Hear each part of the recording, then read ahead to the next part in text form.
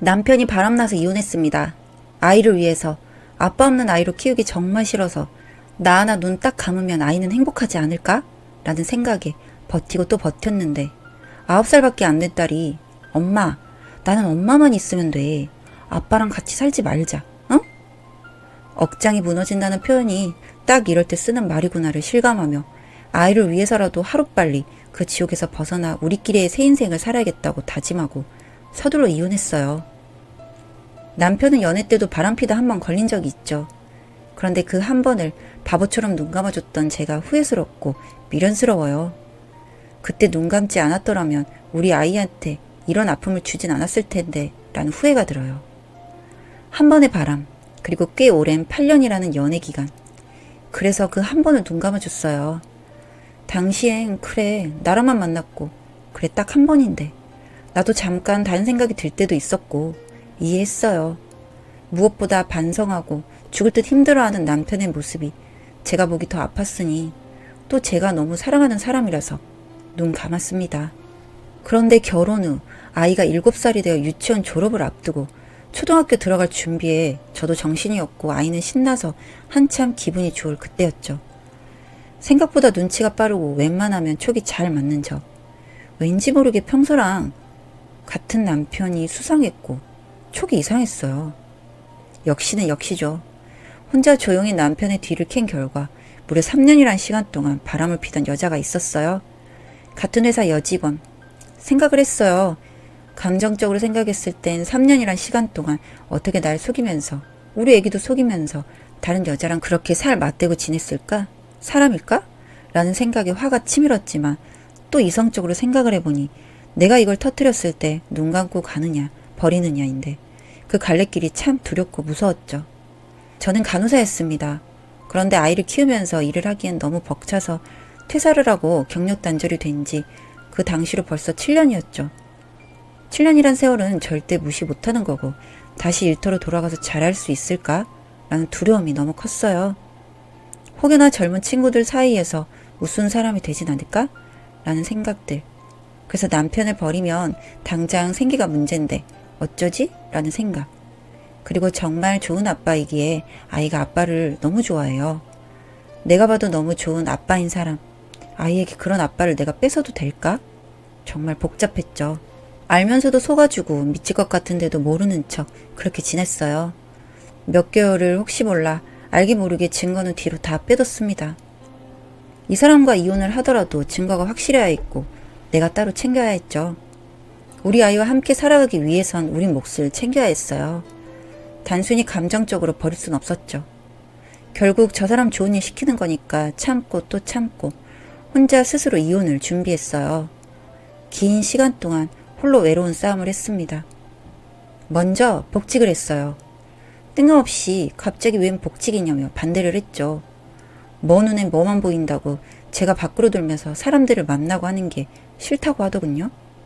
참 웃겼지만 아이를 위해서 돈을 더 벌고 모으고 싶다는 핑계를 대면서 복직을 했고 생각보다 안정적이고 좋은 곳으로 가게 되어서 다행이었습니다. 급여 부분도 제가 생각했던 것보다 더 받게 되어서 참 다행이었죠.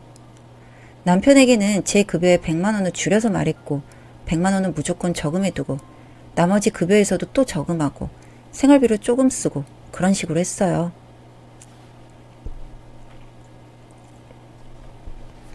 아무렴 간호사인데 왜 이렇게 적게 버냐는 말에 경력 단절이고 나 다시 시작해서 아무것도 모르겠어 라는 시집가 동일해라는 핑계로 그렇게 뒷주머니를 챙겼어요. 죄책감은 하나도 없었고 오히려 더 챙기고 싶은 마음에 이런저런 핑계를 대고 생활비도 많이 내지 않았습니다. 무조건 저금을 했죠. 이 돈은 우리 아이랑 내가 살아갈 때 필요하니 한 푼이라도 더 모아야 했었습니다. 제가 이렇게 홀로 복수를 하고 있을 때 남편은 바람난 여자랑 즐기기 바빴고 간혹 너무 티가 나게 행동하는 남편을 보면서 참 멍청하다 싶은 마음이 들었는데 그래도 넘어가 줬습니다. 아직은 때가 아니니까요. 그렇게 남편 몰래 남편 비위를 다 맞춰주면서 여느 때와 같은 애엄마, 밥하는 부인으로 살았죠. 문득 드는 생각이 우리 집, 이게 남편 명의로 되어 있는데 변호사분과 상의 끝에 머리를 굴려서 제 명의로 바꿔뒀습니다. 남편 눈에는 멍청한 애 키우는 아줌마 정도로 저를 생각하고 있기에 제가 딴 생각을 한다는 생각도 못하겠죠. 일부러 더 멍청한 척했고 더 한심하게 굴었죠. 의심조차 하지 못하도록. 그런데 이렇게 착착 준비하는 과정에서 제가 무너질 뻔한 계기가 생기고 말았습니다. 급하게 주말 근무를 갑자기 해야 되는 날이 됐고 남편에게 아기를 맡겨두고 일을 하고 왔는데 아이랑 대화 중 어떤 이모랑 같이 아쿠아리움도 가고 피자도 먹었다고 하더군요. 누구냐고 물었더니 회사 직원이라고 하더라고요. 오늘 일 때문에 만났어야 했는데 애 데리고 갔더니 같이 놀자고 뭐 그랬다는데. 참, 그 바람난 여자가 회사 여직원이니 마냥 거짓말은 아닌 셈이죠. 아이까지 보여줬다는 게 너무 화가 났고 정말 죽이고 싶었지만 참고 또 참고 참았습니다. 잠든 아이를 보면서 소리도 못 내고 울고 그랬습니다. 그런데 결정적인 실수를 한 게 셋이 사진도 찍었더라고요. 그건 제가 또 하나의 증거로 보관하고 있었습니다. 그렇게 또 멍청하게 모르는 척하고 넘기고 딱 1년만 버티자는 생각이었는데 그래도 아이 학교 갈 때까지만이라도 버티자. 그리고 그간 돈을 악착같이 모으자. 할 수 있는 건 다 해보자. 일단 집에 큰 재산은 제 쪽으로 넘어와 있었고 이 집은 우리가 가질 수 있고 이 집을 팔고 다른 집으로 이사를 가도 여윳돈은 남겠구나라는 생각에 조금은 안심이 되었습니다. 또 다른 문제가 발생했어요. 시댁. 사실 시부모님은 저에게 너무 잘해주지도 못해주지도 않고 딱 적당한 선이었습니다. 그런데 시댁에 놀러가 음식을 하던 중 어머님의 결정적인 말실수를 하셨죠. 얘, 너는 아직도 그렇게 칼질이 서투니? 그래서 애는 어떻게 키웠다냐? 보미는 손도 야무지고 애가 참 싹싹. 아니다. 얼른 해라. 네? 보미요? 보미가 누구예요? 아유, 됐다고 얼른 하라고. 언제 먹냐 그래서 빨리 해라. 아유, 살림이다 배우지. 무슨 돈을 벌겠다고 나가냐? 너는 갑자기 늦바람이 불었니? 왜 그러냐? 보미가 누구냐고요, 어머니. 아이, 친구 딸이다. 왜? 보미가 누구냐? 네가 뭐 어떻게 하려고? 봄이라는 사람은 남편이 바람난 여자예요. 같은 회사 직원이기에 저도 알고 있던 사람. 그 사람과 바람났던 남편. 이미 얼굴도 이름도 알고 있던 저. 저 말은 시댁에도 그 여자가 자주 드나들었고 음식도 같이 했다는 말. 그러니까 저만 모르게 모두 알고 있는 그 여자의 존재. 단순히 바람난 여자가 아닌 시댁과도 알고 지내는 사이라는 거죠. 여기서 폭발할 뻔했는데 제 컨셉, 멍청한 애 키우는 아줌마를 유지하면서 아, 보미 씨는 잘 배웠나 보네요. 어머님이 이렇게 칭찬하는 거 보니까. 그래, 애가 참 괜찮더라. 너도 좀, 에휴, 됐다. 시댁을 다녀온 후 생각이 정말 많아졌어요. 이거 단순히 복수하고 우리 목 챙기고 나가기엔 내가 너무 억울하다. 사람 하나를 정말 바보로 만들고 있구나, 몇 년을. 그간 내가 얼마나 웃겼을까? 모멸감에 온몸에 치가 떨렸어요. 부들부들 떨리고 눈물도 안 나고 다 가만두면 안 되겠다라는 생각에 제 복수에 시댁까지 넣었죠. 시어머님은 정말 남의 눈을 엄청 신경을 많이 쓰세요. 오죽하면 쓰레기 버리러 나가는데도 원피스에 반지, 목걸이까지 하고 나가시는 분. 저도 시댁 갈 때 오피스 룩이라고 하죠. 정말 차려입고 갑니다. 다른 사람이라도 마주쳤을 때 제가 편하게 캐주얼하게 입고 있으면 난리가 나시는 분. 교양도 품격도 없는데 있는 척 하시는 분. 특히 동네에 소문나는 걸 그렇게 싫어하시고 동네에서 무슨 부잣집 사모님 마냥 하고 다니시는 분이세요. 아줌마들 사이에 입소문이 상당한 거 아시죠? 아줌마 파워라고 하죠. 건들기로 했어요. 지금부터는 그간 참았던 바보가 복수하는 차례. 친정에 그간 상황을 모두 설명했고 아이를 한 달 정도만 맡아달라고 했어요. 아이가 정말 많이 놀랄 것 같아서 엄마랑 아빠랑 일 때문에 출장 가야 되는데 한 달 정도 걸릴 것 같다. 연락은 계속 할 건데 우리 애기 데리고 가고 싶은데 학교 때문에 이해하지? 라며 설득을 시켰고 엄마 아빠가 멋진 일을 하러 간다고 생각하고 할머니 할아버지랑 있겠다고 씩씩하게 말한 내 새끼. 그날 밤 그간 모았던 증거의 복사본들을 다 던지고 녹취했던 것들을 모든 것들을 다 던지며 이혼하자 한마디 했습니다. 뭔가 눈물이 날 것 같았어요. 그간 참았던 서러움, 분노, 수치감 모든 감정이 뒤섞여 폭발할 것 같았지만 최대한 침착하고 담담하게 대처하려 노력했죠. 멍청한 아줌마인 줄 알았던 부인의 다른 모습에 상당히 놀라더니 말을 하더군요. 내가 잊고 살았구나 너를. 변명은 하지 않을게. 그냥 애 키우는 아줌마 다 된 줄 알았는데 너 참 똑똑했지? 그래서 아무런 말도 할 수가 없다. 그런데 애는 내가 키울 거다. 그건 내가 키우는 게 맞지. 우리 집 핏줄인데. 그 더러운 너 같은 놈이 누굴 키워? 너 쪽팔리지도 않니? 말 같지도 않은 소리를 정석껏 하는구나 너. 내가 누구냐? 그런 거 하나 대처 안 해놨을까봐? 나 너랑 이혼하려고 1년을 준비했어. 1년간 지옥이었는데 이 순간만을 기다렸어.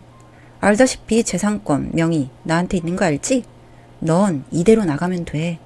재산 분할은 네가 생각한 것보다 내가 많이 받더라고. 한참을 더러운 말들이 오고 가며 더러운 상황을 겪었고 아이가 학교 끝났을 때 엄마 아빠가 픽업을 갔는데 그새 아이를 데리고 간 사람. 눈치껏 아이도 문제가 있는 걸 직감했고 몰래 저한테 전화해서 한참을 울던 아이 핸드폰을 빼서 연락도 못하게 하고 꽁꽁 숨겨둔 나쁜 사람 같지도 않은 인간. 바람난 여자집 설마. 회사 역시도 둘 다 얼굴 못 들고 다니게 뒤집어둔 후 그 여자집을 알아내서 갔더니 거기 우리 딸이 있더라고요. 그때 이성을 잃었어요. 기억도 제대로 나지 않고 아이를 방에 둔 후 다 뒤집고 부시고 저도 저에게 그런 모습이 있는지 처음 알았네요. 잘못했다고 알겠다고 데리고 가라고 비는 여자를 미친 듯이 때렸습니다. 정말 미친 듯이. 아이를 건드리기에 너무 화가 났어요. 거기서 울고 있던 내 새끼 모습이 너무 가슴이 아파서 죽을 것 같았거든요. 그 와중에 달려온 남편이란 놈한테 태어나서 처음으로 사람에게 맞아보고 때려봤네요. 그날 모든 걸 겪었어요. 저를 밟고 물건을 던지고 그걸 아이가 나와서 봐버렸어요. 놀래서 그 작은 애가 저를 감싸고 때리지 말라고 울고 불고. 지금 생각해도 너무 아파요. 그런 모습을. 이혼이란 걸 아는 걸까? 그때 말했어요. 엄마, 나는 엄마만 있으면 돼. 아빠랑 같이 살지 말자. 응? 아이를 끌어안고 나와서 친정에도 가기가 힘들 것 같아서 근처 아무 펜션을 예약하고 아이랑 갔어요. 그곳에서 며칠을 아이랑 지내면서 아이를 달래주고 다독이고 서로 그렇게 아픈 시간을 보냈습니다. 그 여자는 제가 본인을 때린 걸 신고를 못 하더라고요. 맞고소를 하더라도 갈 때까지 가부자였는데 남편은 저를 아이 앞에서 무차별하게 폭행한 죄, 그게 무거운 죄질로 인정이 되었고 빨간 줄이 생겼어요. 그리고 시댁, 있는 그대로의 사실을 퍼뜨렸어요. 지 아들이 부인과 아들을 두고 회사의 여직원과 무려 5년이란 시간 동안 바람을 피웠고 심지어 시엄마라는 사람은 그 여자를 며느리처럼 대했다. 그리고 그 아들은 아이 보는 앞에서 엄마를 무차별하게 폭행해서 빨간 줄이 그어졌다. 몸도 마음도 너무 아프지만 내가 아픈 것보다 아이가 상처받았을까 그게 더 아파서 심리치료도 해주고 일을 그만두고 아이랑만 시간을 보내고 있어요. 조용하고 한적한 동네, 우리의 텃밭, 우리의 테라스, 그리고 아이가 너무 키우고 싶어하던 강아지 2마리, 이렇게 우리 4식구 살아가고 있습니다. 복수를 했지만 아프긴 해요. 아이 때문에. 그런데 듣기 싫어도 자꾸만 들려오는 소식들, 망가질 대로 망가졌다는 전남편이라는 놈, 저를 찾고 있다고 들었어요. 아이를 위해서 재결합을 원한다나? 접근금지 신청을 해뒀고 저희가 살고 있는 이 집은 친정 가족들 외에 혹시 몰라 제 지인들도 주소를 모릅니다. 그렇게 아팠던 시간을 치유하면서 그리고 몰래 빼돌린 재산들 덕분에 나름 평화롭고 고요하게 지내고 있습니다. 아픈 시간이 있던 만큼 나름의 치밀함과 복수심 덕분에 큰 복수를 제 나름대로는 한 것 같아 속은 시원해요. 마치 막장 드라마 한 편의 여주인공이 된 그런 기분이 드네요. 지금은 정말 아이랑 행복하게 잘 살고 있습니다. 사연은 여기까지였고요. 우리 사는 이야기 시청해주셔서 감사합니다.